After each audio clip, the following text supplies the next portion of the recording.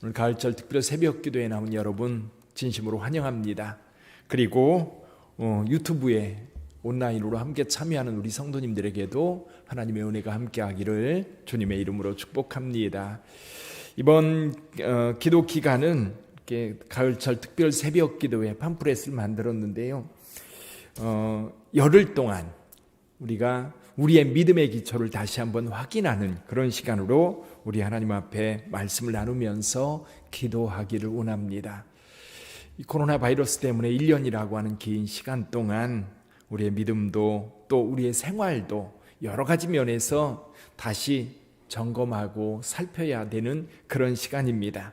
이제 지금까지 왔던 시간들, 우리가 미비했던 부분들, 또 믿음으로 하나님 앞에 서기를 원했지만 우리가 행동으로 제대로 옮기지 못했던 것들, 이런 부분들을 다 살펴보면서 함께 하나님의 은혜를 구하고 그리고 다시 한번 힘을 얻어서 오히려 이런 어려운 때에 주님의 역사를 만들어가는 저와 여러분들이 되기를 주님의 이름으로 축원합니다. 예수님께서 변화산에 올라갔을 때였습니다. 한 아버지가 말 못하고 듣지 못하는 귀신 들린 아들을 둔 아버지가 있었는데 그 아버지가 그 아들을 고치고자 예수님을 찾아왔습니다. 그런데 예수님은 안 계시고 예수님의 제자들만 거기에 있었습니다. 그래서 제자들에게 아이를 위해서 기도해 달라고, 이 아이를 고쳐 달라고, 이 귀신을 쫓아내 달라고 부탁을 했는데 그 제자들 아무것도 할 수 없었습니다.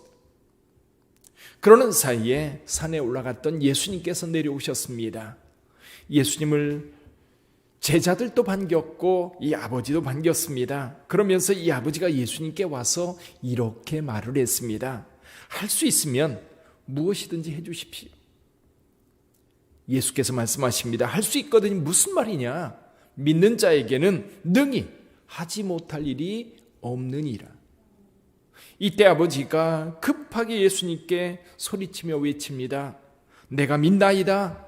나의 믿음 없음을 도와주옵소서. 오늘 믿음에 대한 이야기입니다.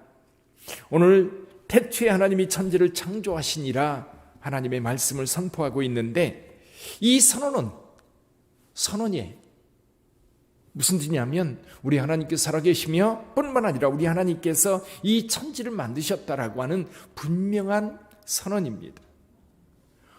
이 전염병이 돌면요, 사람들의 마음속에 드는 생각이 있어요. 두 가지. 하나님을 진정으로 믿는 사람들에게는 하나님의 심판이라고 하는 생각도 하지만 또 한편으로는 하나님 앞에 기도해도 이 전염병이 쉽게 사그러들지 않습니다. 근데 어떤 사람들의 마음에는요, 하나님이 없다, 하나님이 어디 있느냐, 하나님이 계시다면 이런 일이 왜 일어나느냐, 그러면서 의심을 하기도 합니다. 중세에도 그랬어요. 또 유럽에 전염병이 돌 때 늘 그랬습니다. 근데 여러분, 오늘 이 믿음에 대해서 우리의 모든 믿음의 가장 밑바탕에 있어야 할 믿음이 뭐냐면 하나님의 존재에 대한 믿음입니다. 하나님이 살아계시다면 내 삶, 하나님이 살아계시다면 이 세상에 이어지는 삶, 다시 생각할 수 있어요.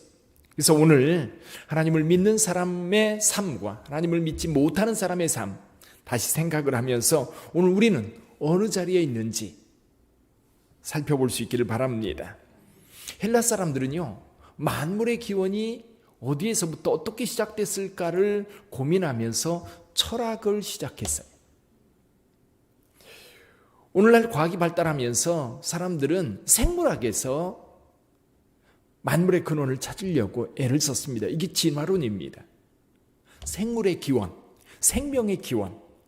그러니까 그 전에 이 무생물, 즉 돌이 있다든지 아니면 이 우주가 있다든지 이런 거에 대해서는 전혀 생각하지 않고 생물의 기원을 진화론이라고 하는 것을 가지고 찾으려고 합니다.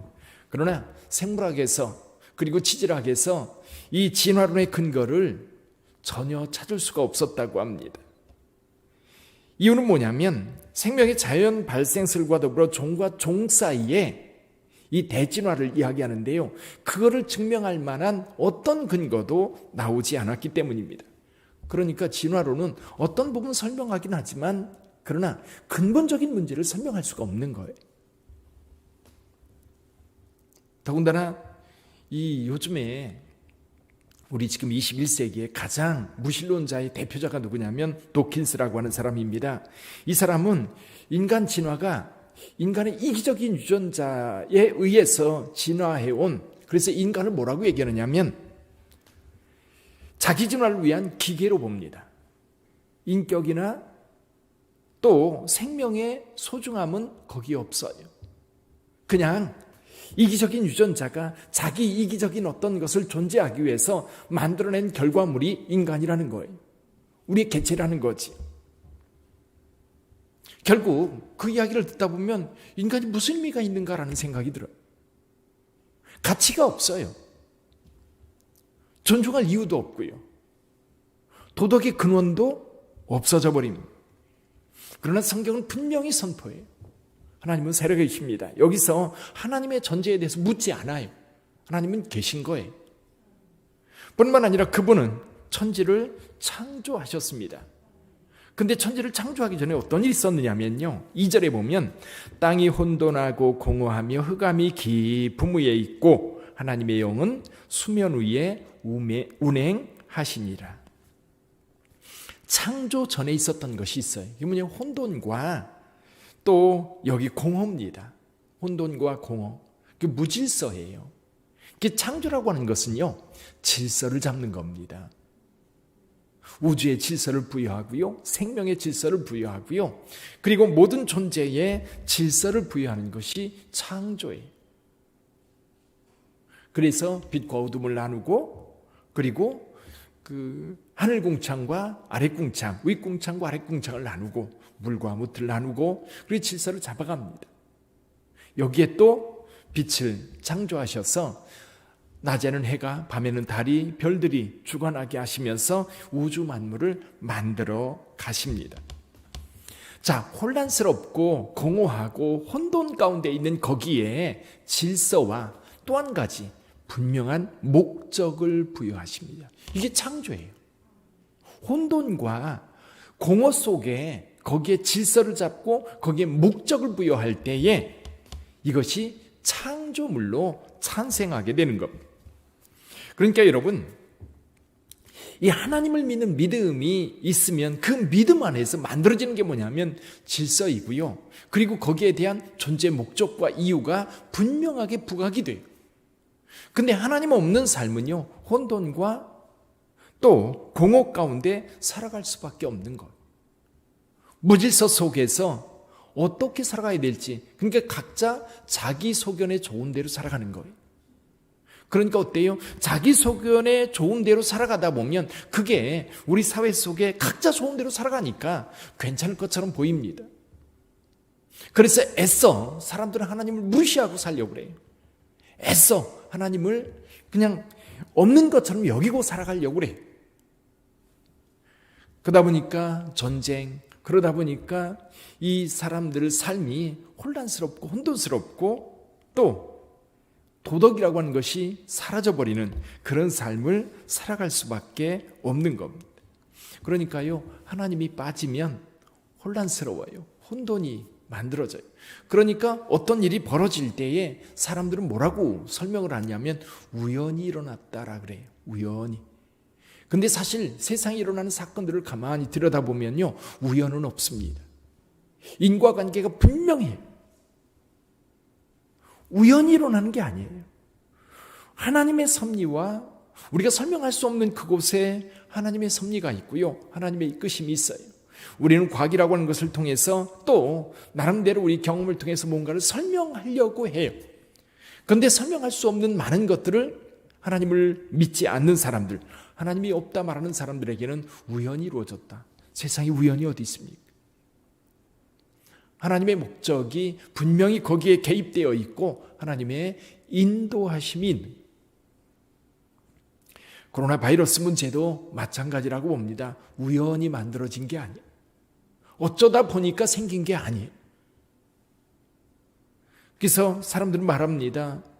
인간이 자연을 파괴하면서 이 자연 속에 숨겨졌던 그런 것들이 자꾸 자연에 노출되면서 이런 일들이 벌어졌는데 앞으로 아마 이런 바이러스 사태는 계속될 거라고 보는 거예요.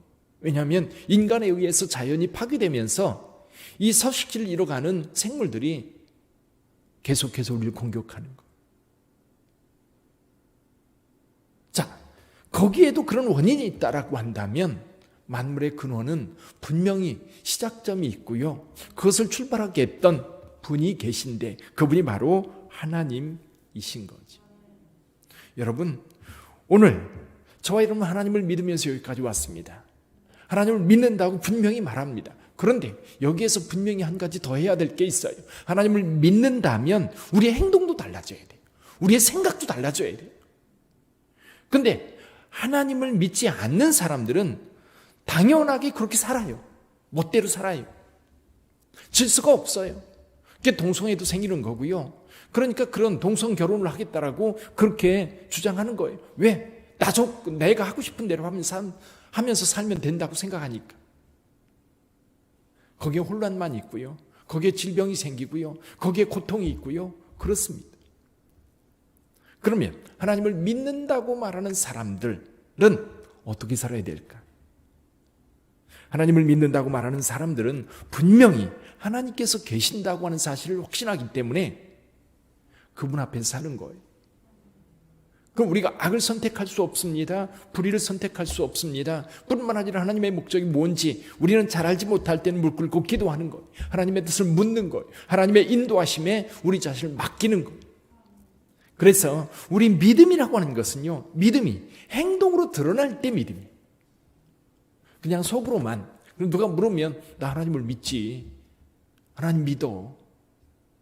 그런데 행동을 보면 하나님 없는 사람처럼 살아간다면 그건 믿는 게 아닙니다. 오늘날 이제 코로나 바이러스 때문에 우리의 신앙생활하기가 많이 어려운 때에 저와 여러분들이 처해 있습니다. 그런데요, 하나님을 믿는 믿음이 분명하면 흔들리지 않아요. 어떤 상황 속에서도 흔들리지 않아요. 죽음이 우리 가운데 다가온다 할지라도 두렵지 않아요. 그런데 가짜 믿음은요, 두려워요. 불안해요. 숨고 싶어요. 벗어나고 싶어요. 그렇다고 해서 위생수칙 같은 거를 안 지켜도 하나님이 지켜주신다, 그런 얘기가 아닙니다. 오해하면 안 됩니다. 우리가 해야 될 것은 분명히 우리가 책임감 있게 행동해야 돼요. 그러면서도 하나님께서 왜 우리에게 이런 일을 주셨는지, 그리고 이런 상황 속에서 우리가 무엇을 찾아가야 되는지, 그리고 이런 상황 속에서 우리는 어떻게 행동하고 어떻게 하나님의 목적을 찾아서 세상의 질서를 잡아가야 되는지 우리는 물으면서 기도하면서 하나님의 뜻을 따라 가야 될 줄 믿습니다. 오늘 하나님 앞에 기도하면서 여러분, 저희들에게 믿음을 더하여 주옵소서. 살아계신 하나님을 의지하며 살게 하여 주옵소서. 하나님을 향하신 하나님의 목적이 무엇인지 우리가 분명히 깨닫고 그 목적을 향해 내 삶을 살아가게 해 주옵소서. 오늘 기도할 수 있기를 바랍니다. 우리 같이 기도하겠습니다.